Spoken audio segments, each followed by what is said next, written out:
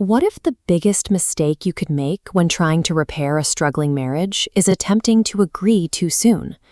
We often lean on the myth of spontaneous chemistry, the belief that if two people truly love each other, they should be able to sit down and effortlessly resolve their problems by instinct. But when a conflict hits and couples rely entirely on raw feeling, they often panic. They try to force an immediate agreement. Within minutes, both partners end up explaining, defending, and attacking, all at the exact same time. Think of a marriage like an opposed piston combustion engine. If both pistons try to fire and compress at the exact same time, the engine cannot generate power. It stalls, violently shakes, and eventually breaks down. High-functioning communication is a mechanical, procedural skill. It requires specific drills to keep the relationship from stalling under the pressure of intense emotion. Before you can safely resolve conflicts, you have to build cognitive intimacy. This involves the ability to explore your spouse's mind without any requirement to immediately agree with them or fix their problems. To do this, spouses must learn to share their dreams and ideas without demanding that the other person commit to a concrete plan of action. Managing the pace of these conversations requires a tool to prevent emotional collisions. We call this process zippering. A zipper works by carefully bringing two separate sides together, one interlocking piece at a time.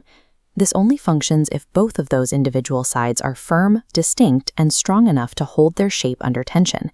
This blueprint represents creating those firm sides. Each partner drafts a personal identity statement to define who they are and a marital mission statement to define what they are building. These documents act as psychological anchors, providing the individual stability needed to interlock. Without these anchors firmly in place, the zipper fails. You either lose your own voice in the argument to avoid conflict, or you try to force your will onto your partner to regain a sense of control. Once those anchors are set, the zippering sequence can begin. Roles must be strictly alternating. One person speaks, acting as the compression piston, while the other exclusively listens. There is no overlapping dialogue allowed. The Foursquare tool categorizes information to prevent defensive reactions. First, record inaccuracies to discuss later without interrupting. Second, note painful emotions, keeping them on paper. Third, listen for valid or inspired points. Fourth, formulate helpful and healing responses for your turn. Before reversing roles, you must execute the pause.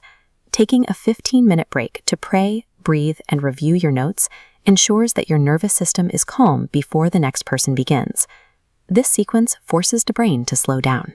It ensures that your core values lead the conversation rather than your defensive emotional reflexes. Operating this way requires a complete change in how you define a successful conversation, starting with the removal of the expectation for total agreement. In this model, success is defined by finishing the interaction. You leave the room acknowledging that your perspectives still differ, but you carry a deeper understanding of why your partner sees it that way. Think of this like professional pairs figure skating. Athletes practice complex moves on the ground in a safety harness before they ever attempt them on the ice. Marital trust follows that same progression. You need a metric for readiness. Aim to achieve 25 successful landings using the zippering protocol. Only then can you remove the safety harness and engage in unstructured debate. Rebuilding a marriage is a long-term discipline. It means always prioritizing psychological safety over the speed of resolution. When pressure rises, the rule is order before urgency. Lasting unity is not the result of a rushed, panicked agreement. It is the fruit of disciplined, structured understanding.